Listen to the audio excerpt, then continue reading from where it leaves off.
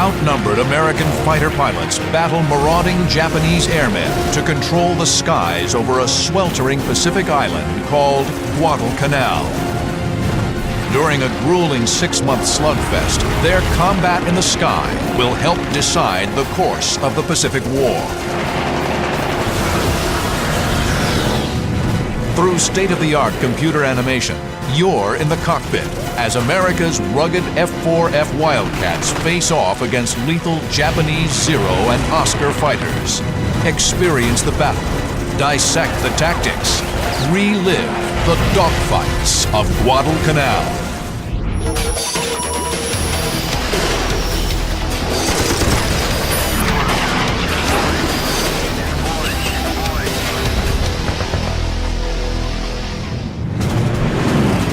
August 30th, 1942.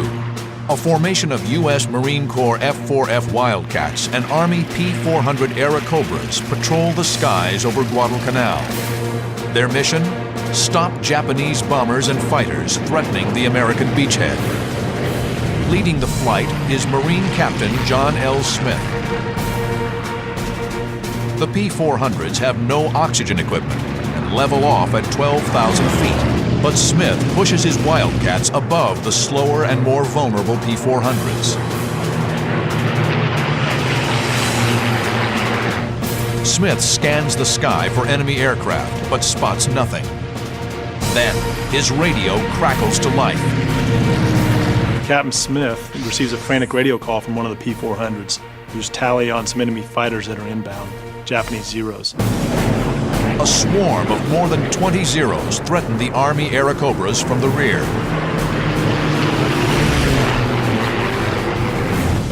The P-400s are here.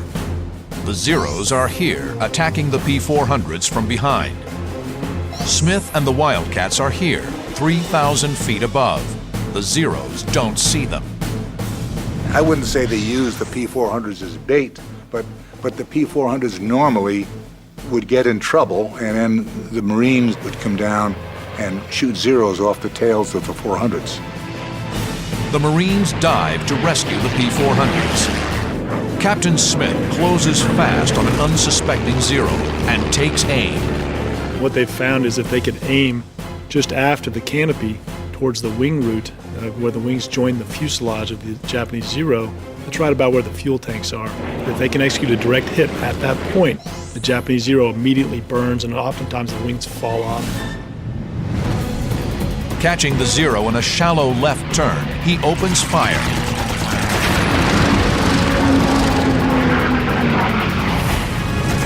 It's Smith's 6th kill of the war, but there's no time to celebrate. The skies are still filled with Zeros, and Smith and his men are heading into 6 months of legendary dogfights, battling for the most important location in the Pacific in 1942. A green speck of land called Guadalcanal. 3 months earlier, Allied reconnaissance discovered that the Japanese were building an airfield on Guadalcanal, a 90-mile-long jungle island at the southern end of the Solomon Island chain. If the Japanese can control Guadalcanal, they'll sever the vital supply line from the U.S. to the South Pacific. Australia and New Zealand will be open to invasion and conquest. The Allies have to act. Depending upon who controlled that airstrip, had an enormous effect on Japanese and American fortunes in that area. August 7th, 1942. America launches its first amphibious assault of World War II. Over 11,000 U.S. Marines storm ashore at Guadalcanal. The Marines quickly gain a foothold on the island.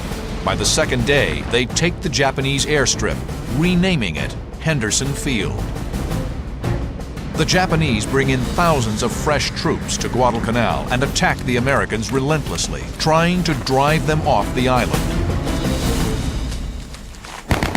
The Marines fight off attacks while desperately trying to prepare Henderson Field for operations. Japanese tractors and equipment are commandeered to improve the small crushed coral runway. Bomb damage is repaired, and PSP, perforated steel planking, is hurriedly laid down. After 2 weeks, they finish the airstrip and fly in 19 F-4F Wildcat fighters and 12 SBD Dauntless dive bombers. It was only because of the ability of the Americans to place aircraft on Henderson Field to protect the supply ships bringing in reinforcements and supplies to the Marines on Guadalcanal that the island could be held. Because the Allied code name for Guadalcanal is Cactus, Henderson Field becomes the home of the tiny Cactus Air Force, at first consisting of just 43 pilots and ground crew. The men of Henderson Field soon discover it isn't just the enemy making their lives hell. The island was a fly-infested, dirty, stinking, blood-soaked, damned island that was just dangerous to even walk on the beaches because there was so much unexploded ammunition around. The pilots and ground crew live in mud-floored tents. The latrine is a trench with a log seat, and the bathtub is the Lunga River, complete with crocodiles and leeches. The flyers of the Cactus Air Force are outnumbered and short on supplies. Their fighter, the F-4F Wildcat, can't match the agility of the enemy Zero. But a big advantage for the Cactus Air Force is that they are commanded by a born leader in 27-year-old John Smith. Smith's an aggressive dogfighter and skilled tactician. He always preached and devised his tactics around you have to pit your strengths against the enemy's weakness. And that is as true today as it ever was since the first airplane ever flew in combat. Now, on August 30th, 1942, Captain John Smith and his men are protecting Guadalcanal from approaching bombers and fighters. In his 8 days on the island, Smith has already scored 5 kills, making him an ace. Today, he's racked up 1 more. Then he spots another Zero below, breaking from a cloud. The Zero is here. Smith is here, high above him. He plans to use the Wildcat's diving speed to try and drop behind the Japanese plane. Smith first rolls inverted, then dives. This creates positive G-force instead of negative Gs. You roll on your back, pull aft on the stick, and pull positive Gs so you're pushed into your seat. You can be able to pull more Gs, which means you can pull your nose downhill faster. The maneuver works. Smith rolls back over, then levels out behind the Zero and fires. The Wildcat's 6 .50 caliber guns deliver 200 rounds in a 4-second burst.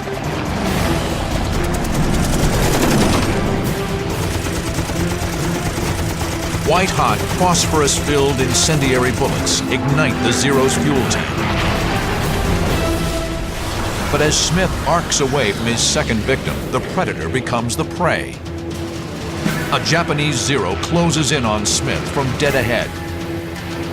High above the green jungle canopy of Guadalcanal, the planes converge at over 600 miles per hour.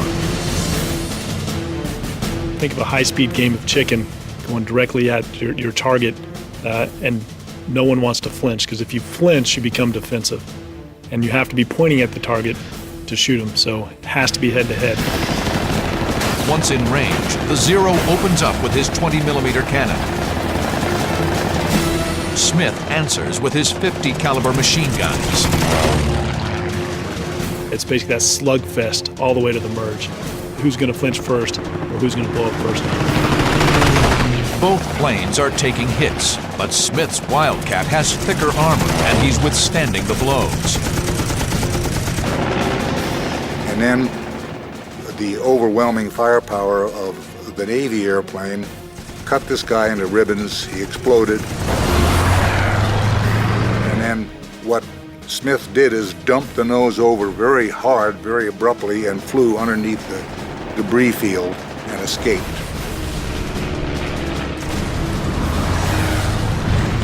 The Zero has made a fatal error. He fought the Wildcat's fight.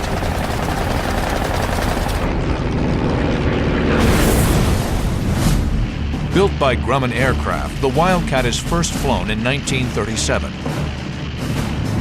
The rugged plane features cockpit armor and self-sealing fuel tanks. These tanks are coated with layers of rubber that expand and reseal if they're punctured. The Wildcat faces the most famous of all Japanese aircraft, the deadly Mitsubishi A6M30. The lightweight Zero can outturn and outclimb the Wildcat, a lethal advantage in a dogfight. But its thin armor protection and lack of self-sealing fuel tanks means it can't survive a slugging match with the tougher Wildcat. Essentially, in fighter versus fighter combat, the difference between the Wildcat and the Zero is the difference between a battle axe and a rapier. They can both be effective, but they're used somewhat differently. The Zero is faster, more maneuverable, and can outclimb the Wildcat, while the Grumman is tougher, more heavily armed, and can outdive the Zero. Wildcat pilots in general would want to avoid the turning fight with the Zero. That would not be their fight.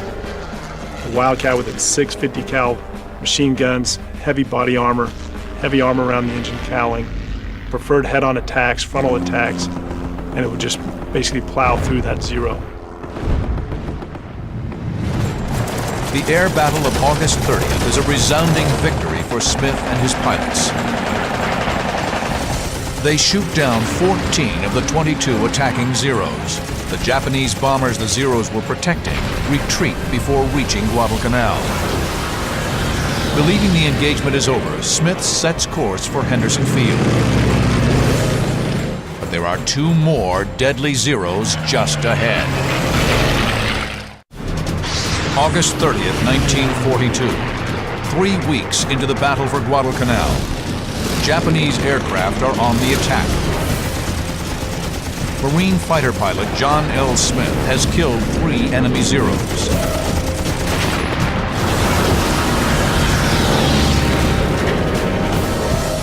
Captain Smith is RTB, turning to base from his mission, thinking the mission's over, and he gains tally of 2 Zeros that have just strafed Henderson Field, so strafing his home. So the natural pilot tendency, what does he do? He's going to roll in and attack those guys that just attacked his home. Smith is outnumbered once again, but he's high above the Zeros and they haven't spotted him yet. The Zeros are here. Smith is here, 800 feet above the enemy. He's hoping a steep diving turn will put him on the Zero's tail before they can react. Smith rolls inverted and dives towards the enemy.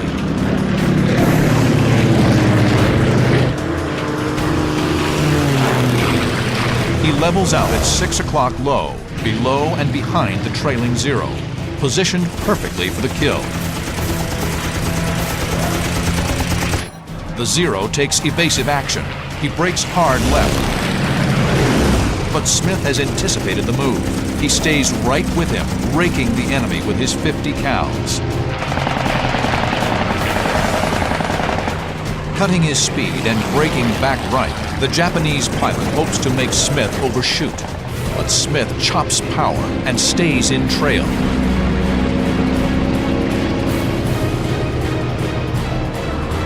The Zero is directly in the sights of a Marine ace. A final burst from Smith's Wildcat seals his 4th kill of the day. It's a victory for Captain Smith and inspiration to his men. He led by example. He would be the first one to roll in on a Zero formation, and his guys would follow him to the gates of hell because of that, because they knew he was putting his tail on the line every time. Smith and the Cactus Air Force have delivered a staggering blow in what is becoming a drawn-out brawl.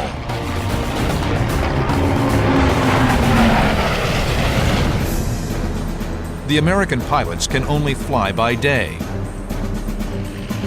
They lack the radar and navigation aids that enable night fighting. The Japanese Navy had perfected night fighting in the 1930s, using powerful optics and rangefinders. Crews were trained to work in total darkness.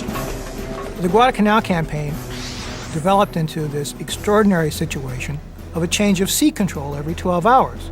The Americans controlled in daylight thanks to their aircraft in Henderson Field. But every time the sun went down, the Japanese ruled the waters off Guadalcanal. After dark, the Japanese Navy controls the Slot, a wide channel that runs from Guadalcanal to the Japanese base on Rabaul. The Japanese supply ships arrive with such regularity that the Marines nickname them the Tokyo Express.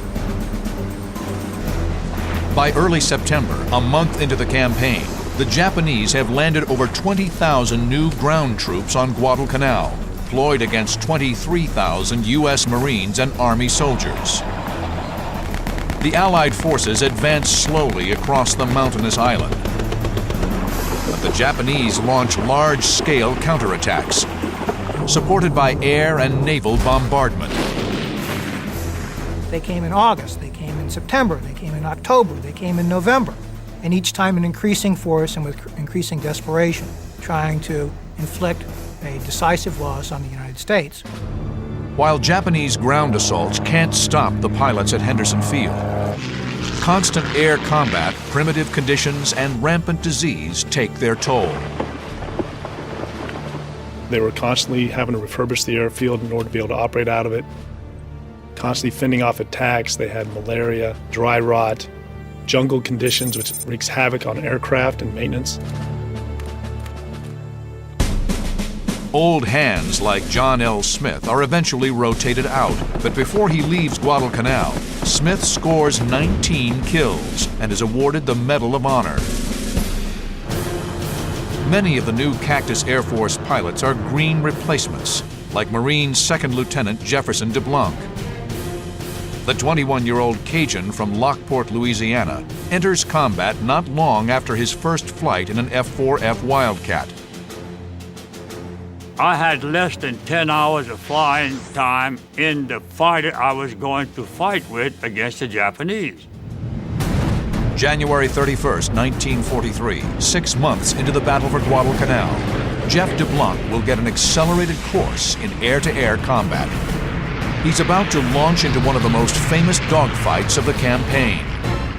DeBlanc leads a flight of 8 Wildcats escorting 12 SBD Dauntless dive bombers. The Douglas SBD Dauntless is the Navy's frontline carrier-based dive bomber.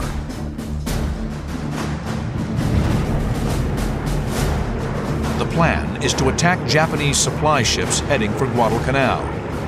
The flight hopes to intercept the convoy 250 miles from Henderson Field.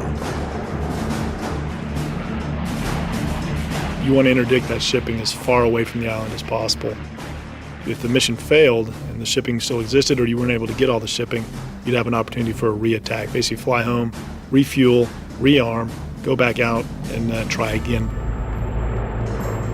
The jungle conditions and makeshift maintenance facilities have taken their toll on the Wildcats.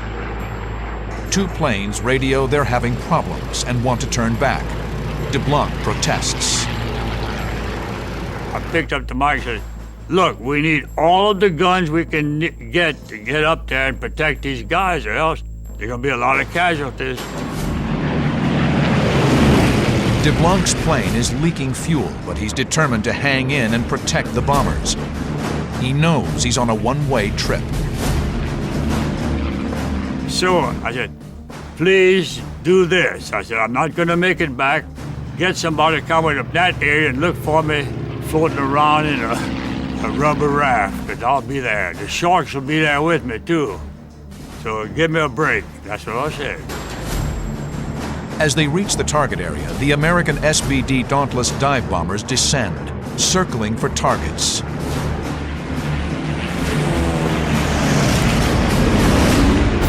Suddenly, 2 Japanese Pete float planes dive down from high above on the slow, vulnerable SBDs. DeBlanc sees the float planes closing on the Dauntlesses and rolls out to his left. Staff Sergeant Jim Felleton follows. They arc down to cut off the attack. DeBlanc opens the throttle, gaining on the two enemy fighters. Then a brilliant stream of tracers rips out from one of the Pete's rear gunners, screaming straight at him. January 31st, 1943, 6 months into the Guadalcanal campaign. Marine Second Lieutenant Jefferson DeBlanc has been protecting American bombers assigned to attack a Japanese supply convoy. Now he's diving to save the bombers from two Japanese Pete floatplane fighters. As he approaches, the Pete's lethal rear guns open fire. In a floatplane, the rear gun is naturally a crack shot.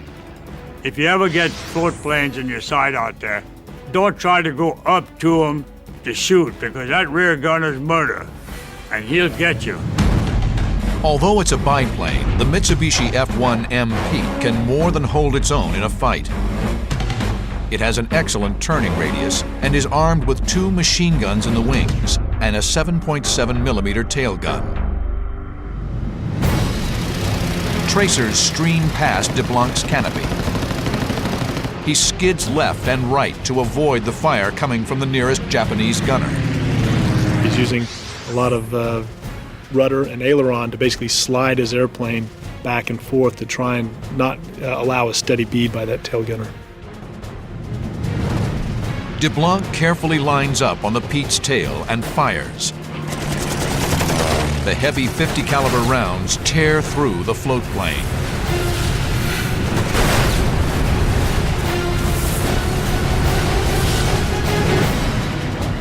Opening up his 1,200 horsepower Wildcat engine, DeBlanc swiftly closes on the second Pete. His tracers rip into the Pete's fuel tanks. The burst caught him dead center, and his plane caught fire. He exploded, actually.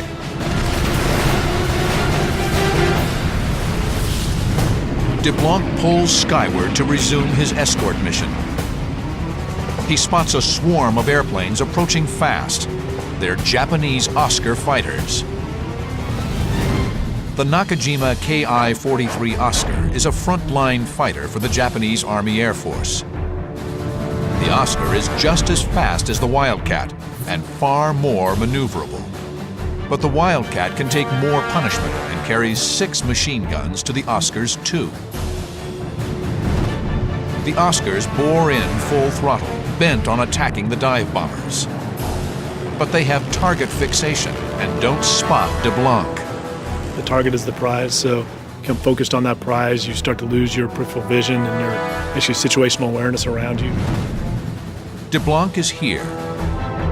The Oscars are here, streaking above DeBlanc. DeBlanc swings under the Oscars. He goes to max RPM, pulls in below the enemy, and fires at the lead. One Oscar falls. He's wounded and on fire, but escapes. The Oscar's wingman spirals up from the pack to figure out what's happening. DeBlanc follows and swings onto his tail.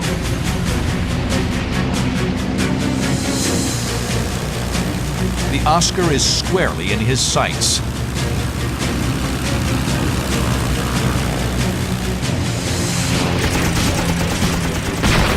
It's Jeff DeBlanc's third confirmed kill of the day.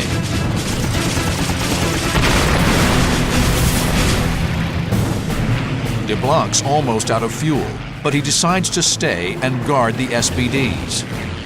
My job was to protect the what? The dive bombers. Now, I'm not a hero, but I have to live with my conscience. And if I didn't do what I was supposed to do, then I'm derelict in my duty. Suddenly, DeBlanc realizes the other Oscars have broken off their attack on the bombers and are coming after him. The Oscars dive down to swarm DeBlanc and Felleton. Outnumbered and under attack, the two Americans instinctively fall back on a classic defensive maneuver, the Thatch Weave. It It's a simple but effective two-plane tactic devised during the war by naval commanders Jimmy Thatch and James Flatley. Paired up in a buddy system, the planes fly 200 feet apart. If an enemy attacks a Wildcat's tail, the two American fighters will turn toward each other. If the enemy follows, it will soon be targeted by the second plane. So by turning into each other, crossing flight paths, they force that bandit to pick one fighter or the other. And once they pick that fighter, that adversary aircraft is now vulnerable to an attack by the other fighter. For DeBlanc and Felleton, the Thatch weave works. The Oscars are unable to attack without exposing themselves to one of the Wildcat's guns. But Felleton swings his Wildcat too wide and suddenly finds himself in the crosshairs of a trailing Oscar. Bullets chew into Felleton's engine. The Marine kicks his wounded Grumman into a wide left turn to get out of range. He bails out. With the mutual support of the weave now gone, an Oscar dives in on DeBlanc's tail. DeBlanc tries to shake off the enemy, but the nimble Oscar easily stays lodged in the 6 o'clock position. Then DeBlanc's squadron mate, Jim Seacrest, who has been with the bombers, comes to the rescue. DeBlanc is here. Seacrest is here, heading straight on. He is going to streak in directly over DeBlanc's canopy to get to the Oscar.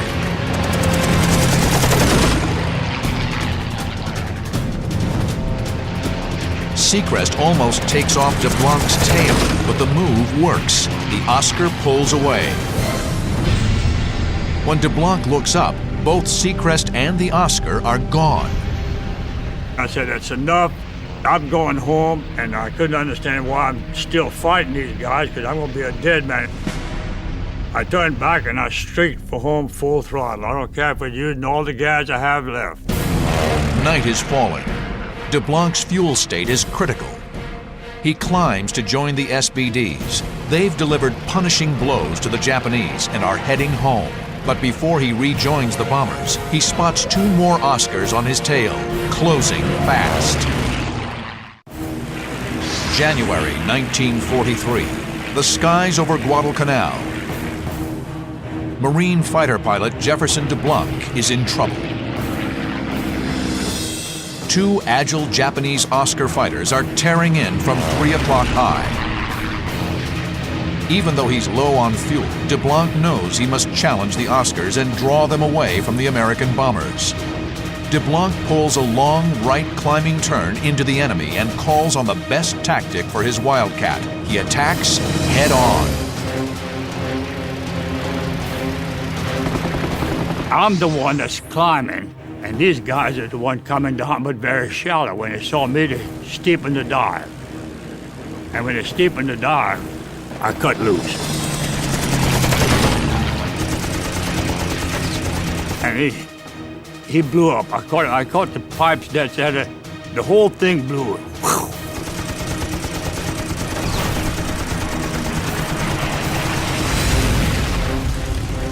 The Japanese fighter disintegrates, nearly blinding DeBlanc in the flying debris.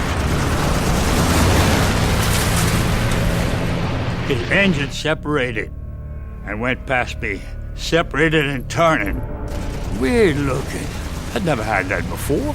And of course, there was nothing but debris in front of me, which I ran through. And it hit my prop, and it hit the wings. It didn't knock me out. It didn't knock me out, but I still had control, and it still was running. My engine was running. When DeBlanc regains his senses, he sees the second Oscar pulling in steeply behind him. He was looking at me as if that's a dead man I'm coming after, because I'm going to blow him right out of the sky. And when he came on down that way, we were both diving towards the sea. And I knew good well with the Grumman, there's only one protection I have. Flying straight, I couldn't do it because he can overtake me. Pulling up, I couldn't do it because he had me broadside. Over here, when you pull up, then you're going to stall and come down, he can get you there. So with only one option that I have to have, is the option is to fool him. DeBlanc forces his Wildcat into an aerial skid. In effect, he's slamming on his brakes, trying to force the Zero to overshoot. When I skidded, then he was coming too fast. I straightened out to just let him go. We were wingtip to wingtip. The Oscar pilot tries to duplicate the skid, bleeding speed to stay on the Wildcat's tail. He fished tail, and he couldn't do it. He went right past me. I looked at him, and he looked at me, and I could recognize that man today. And you'll say, you're crazy, man. Well, when you kill somebody during war, and you see him, you'll witness what I'm talking about. With the Oscar now at point-blank range, a single burst destroys the fighter. It's DeBlanc's 5th confirmed kill of the day. He's an ace in one afternoon. But his sense of triumph is fleeting. His eyes race over his instruments. He checks his watch. The instant I looked at my watch, a 7.7 Japanese bullet came over there and knocked my wristwatch off my wrist. Well, that kind of scared me. Now DeBlanc is squarely in an Oscar's sights, taking hits to his engine, prop, and cockpit. Only the Wildcat's armor plate is keeping him alive. He kept firing. The bullets were coming past the engine and hitting at the prop area, which of course is messing my prop up. Pretty soon he hit the engine and she caught fire. Then I knew I was in trouble and I bailed out. DeBlanc hits the water and swims to an enemy-held island. Natives pick him up and barter him to a friendly tribe for a sack of rice. Most people cannot price out their exact amount of money they are worth. But I know exactly how much I am worth. 1 10-pound sack of rice. Second Lieutenant DeBlanc is an amazing figure in Marine aviation. He lives to tell this whole tale, comes back out, and rightly so, earned the Medal of Honor for his mission. By February 1943, the ragtag Cactus Air Force has fought the best of Japanese aviation to a virtual standstill. Tokyo decides the costs of trying to win Guadalcanal have been too great. The Guadalcanal campaign lasted officially 6 months, from August of 1942 into February of 43, at which time Tokyo decided to withdraw the forces remaining there. Over 11,000 Japanese troops are quickly evacuated. 20,000 others have died in combat or succumbed to disease and starvation. Nearly 6,000 Americans were killed or wounded. It's a major victory. Guadalcanal becomes a launching point for the Allied thrust across the Pacific. But on April 7, 1943, the Japanese attempt final revenge, a last desperate attack on American convoys supplying Guadalcanal and the Allied effort. They launch a large-scale air offensive from their bases on the northern Solomon Islands, as well as from 4 aircraft carriers. The massive strike force numbers over 200 planes. Near Guadalcanal, 4 Wildcats led by young First Lieutenant James Sweat are on routine patrol over the American convoys. We were circling around and whatnot, and finally Smiley Burnett of 214 hollered that, my God, there's millions of them. We looked at it and thought, holy smoke, there is millions of them. They were just like mosquitoes. And we thought, oh God, we had 4 airplanes and 75 or 80 Japanese dive bombers heading for us, along with about 150 Zeros. The Japanese formation is here. Sweat's fighters are below them, here, about 8 miles away. The enemy hasn't spotted the Wildcats. Sweat climbs towards the Japanese Val dive bombers. Modeled after the German Stuka, the Aichi D-3A2 Val dive bomber is a mainstay of the Japanese carrier fleet, packing machine guns on each wing and 7.7mm rear gun. The dive bomber's tactic is dive steeply from 15,000 feet, accelerate to 300 miles per hour, release their bombs at smokestack level, and head for home.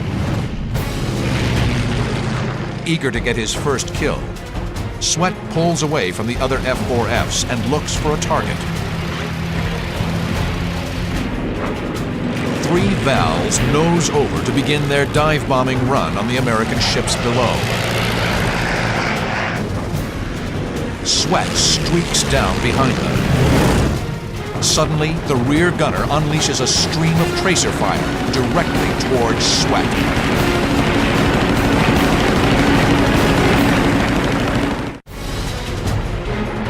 April 7, 1943, Japan has launched a last-ditch effort to avenge its humiliation at Guadalcanal. Marine Lieutenant James Sweat pursues 3 Japanese Val dive bombers attacking an Allied shipping convoy. The Val's rear gunners fire up at Sweat's Wildcat. Then, a single burst from 300 yards ignites the lightly armored Val's fuel lines. It's Sweat's first kill. I just picked one and just gave him a squirt, and he flamed like crazy.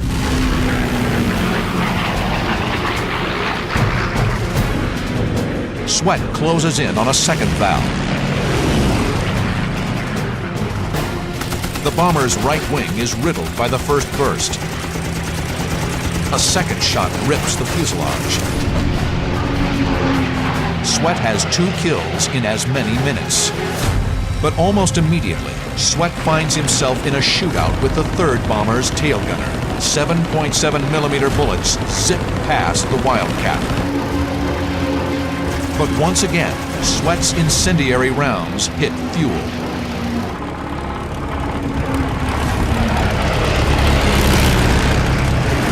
Then, a violent explosion off his left wing. It's friendly fire. Anti-aircraft flak has blown a hole in his Wildcat. Sweat yanks his fighter out of the dive.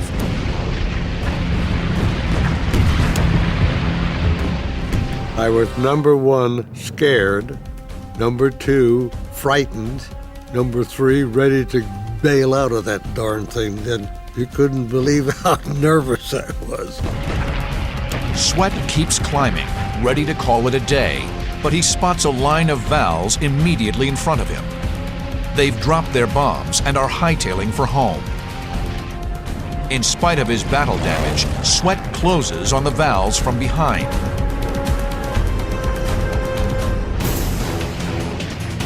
He lines one up and fires. It's kill number 4. I was down below them, and so that the rear gunner couldn't shoot me. And when I fired my guns, I'd just stick the nose up a little bit and give a quick blast. And it was fantastic how they burned. The uncompromising discipline of the Japanese naval aviators dictates that they stay in formation and not take evasive action. Each one of them went down in turn as I was chasing them like this and shooting, and it only took 2 or 3 rounds per gun, and boy, it just ripped them up something awful, and they'd flame just like that.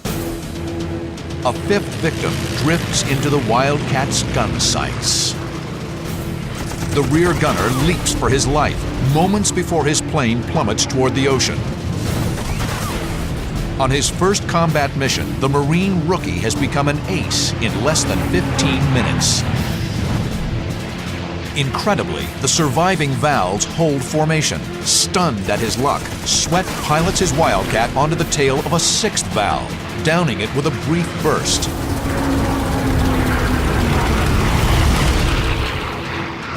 Like a lion hunting panicked prey, Sweat continues within the pack of valves, lining up yet another victim. A smoking death roll marks his 7th kill. No longer scared, the Marine is starting to feel invincible. Talk about overconfidence, that was me. As he sizes up an 8th victim, Sweat throws caution overboard. I was aimed right straight for the rear gunner, and I flew right into that damn gun. He just blasted my windshield and me and everything else. Sweat is cut from the shattered glass, but fires a final burst and kills the Val's gunner at close range. I can still see his eyes right now, the terror in his eyes while he was shooting at me, and when I fired back, he fell down into the cockpit. Shocking. But with no ammo in his crippled aircraft, Sweat knows the next kill is likely to be him.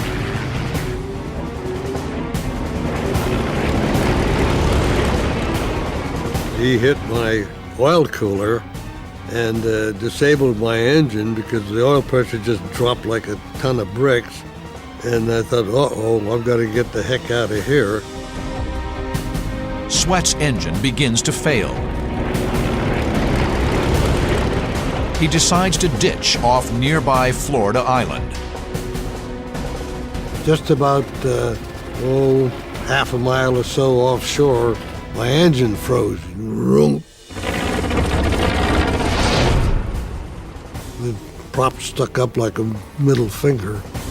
And so I made let my flaps come down, and they didn't, only one side worked. This flight didn't work at all for some stupid reason, probably the hole in my ring. Sweat makes an emergency landing. But upon impact with the water, his head strikes the control panel, breaking his nose. Worse, he's trapped in his sinking plane. I made a water landing and went down about 25, 30 feet with the airplane. My shoulder strap was caught on the boat release hook right up over my right shoulder. And man, I struggled to get out of that damned airplane. Reaching the surface, James Sweat is rescued and spends 6 days in the hospital. He returns to Guadalcanal to learn he's been nominated for the Medal of Honor. Today, along with the medal, Sweat holds the image of the Val's rear gunner. The look on that rear gunner's face when I killed him, I still see it night after night after night. James Sweat and his fellow airmen were eventually joined by over 70 aircraft from Henderson Field. The Cactus Air Force turned back the Japanese onslaught. Never again will the Japanese take the offensive in the Pacific. The men of the Cactus Air Force can take pride in their critical role in turning the tide in the Pacific War. And it was the kind of Americans who fought and prevailed under extraordinary circumstances at Guadalcanal, who demonstrated not only to themselves but to their entire generation that they had what it would take to prevail in World War II. In the battle for the skies over Guadalcanal, the pilots of the Cactus Air Force flew more than 2,000 sorties, destroying over 425 Japanese planes and scoring a kill ratio of nearly 4 to 1. The legacy of the pilots of the Cactus Air Force is absolutely amazing. We still study the battles. The lessons learned from Guadalcanal in 1v1 air combat are nearly as true today as they were then. The battle for Guadalcanal was a defining moment in Marine Corps history. Led by men like John L. Smith, Jeff DeBlanc, and James Sweat, this group of flyers overcame the worst of circumstances to send the best pilots of the Imperial Japanese Navy and Air Force to the bottom of the sea.